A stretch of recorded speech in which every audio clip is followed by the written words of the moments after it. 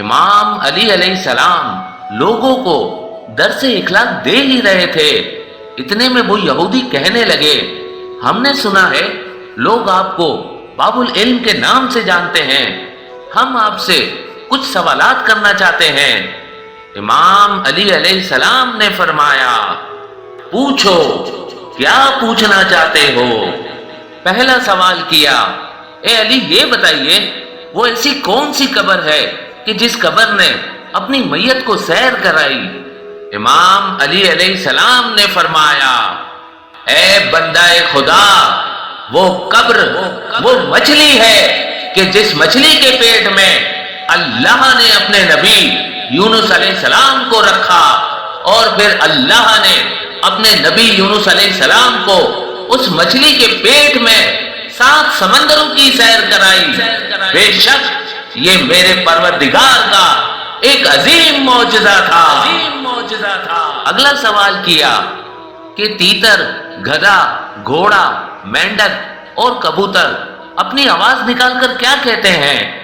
امام علی علیہ السلام نے فرمایا، تیتر اپنی زبان میں کہتا ہے، اے غافلو، اللہ کو یاد کرو، اس کی یاد سے غافل نہ رہو، کیونکہ اس کائنات میں صرف اللہ ہی ہے جو بنا کسی فائدے کے، بنا کسی لالچ کے، صرف اور صرف تمہارے بارے میں ہی سوچتا ہے۔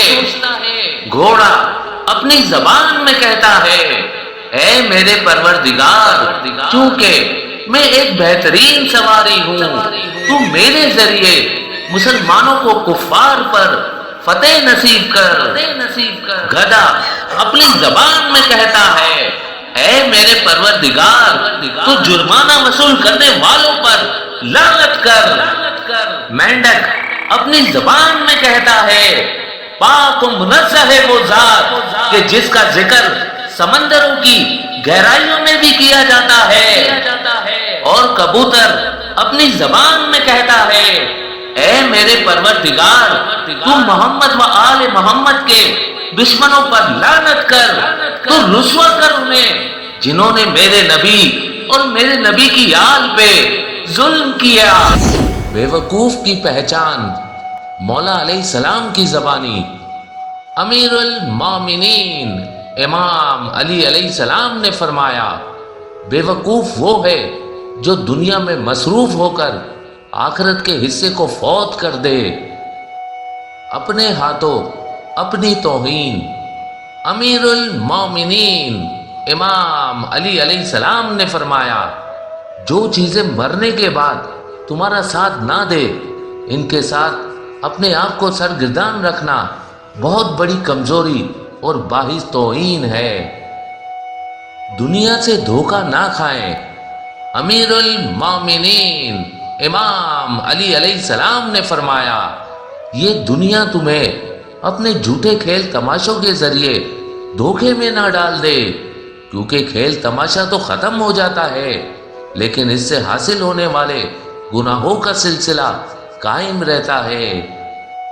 عقل مندی کیا ہے؟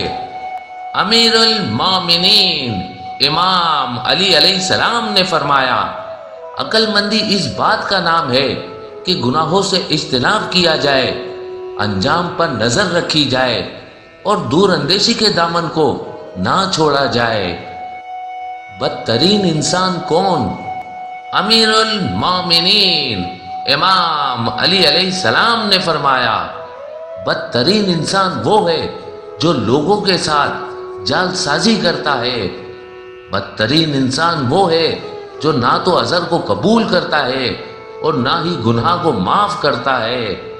بدترین انسان وہ ہے جسے اس بات کی پرواہ نہیں ہوتی کہ لوگ اسے گناہ کرتا دیکھیں۔ بدترین انسان وہ ہے جو نہ تو نعمت کا شکر ادا کرتا ہے اور نہ ہی حرمت کی پرواہ کرتا ہے۔